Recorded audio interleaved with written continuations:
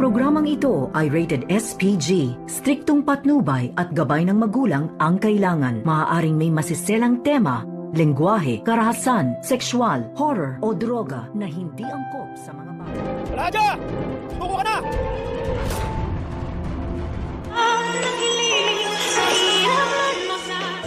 Hindi na nga nag-aksaya ng panahon ang mga pulis upang sugurin nga nila ang kinaroroonan na pinagtataguan ni Balahadja at ng kanyang mga kasamahan.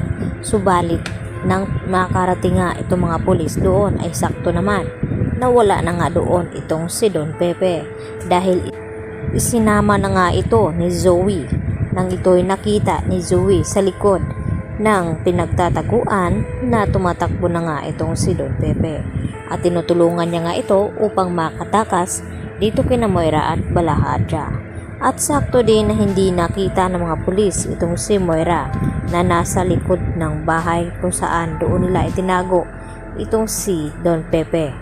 At dahil dito, hahabol naman ng mga pulis itong si Balahadja dahil may hawak nga itong armas at nagawa nga itong lumaban dito sa mga pulis. At nanaliksik ang mga pulis, ang nakuha nga nila at naabutan doon itong tungkod ni Don Pepe at inuwi at ipinakita dito ni Giselle. Kaya naman, umiiyak ng husto itong si Giselle dahil tila nawala na nga daw siya ng pag-asa na makita pa muli itong kanilang ama.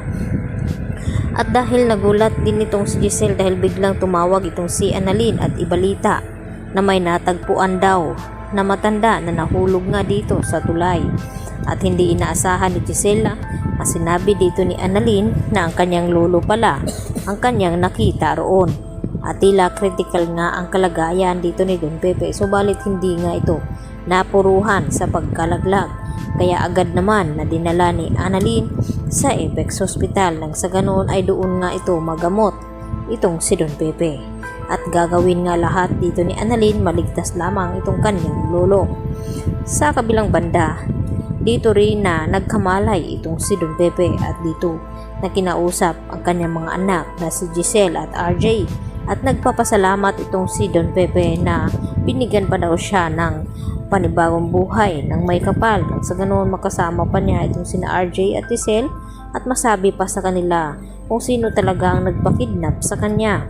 At laking gulat ni RJ nang malaman niya mula kay Don Pepe na ang mastermind pala sa kidnapping ay walang iba kundi itong si Moira at Zoe. At nagawa pa nga siyang saktan ni Moira. At hindi lang iyon, dahil kinuha ni Don Pepe ang loob ni Zoe nang sa ganun ay matulungan siyang makatakas. At dahil hindi nga nagtagumpay dahil narinig nga ni Zoe na tumawag itong si Don Pepe dito kina Giselle at RJ at dahil sa takot na makulong itong si Zoe ay napilitan niya ngang maitulak sa bangin itong si Don Pepe. Dahil dito, konsensya naman itong si Zoe at wala na siyang mukha pang ihaharap dito kina RJ at Giselle dahil sa takot na baka makulong ito. Dahil sinabi nga dito ni Carlos na kapag malaman nila na may kinalaman itong si Zoe ay sigurado na makukulong talaga ito. At kaya naman na tumawag agad itong si Zoe dito kay Carlos at ipinaalam ang kanyang ginawa kay Don Pepe na hindi daw niya ito sinasadya dahil na itulak niya nga itong matanda at hindi pa nga sigurado kung ito'y natuluyan nga ba o hindi.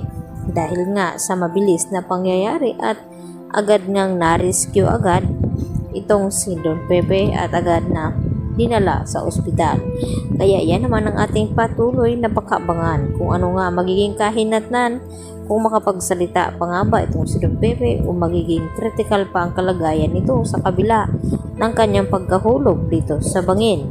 Yan lang po aking karagdagan latest update at marami pong salamat sa inyo pananatiling panonood dito sa aking munting channel.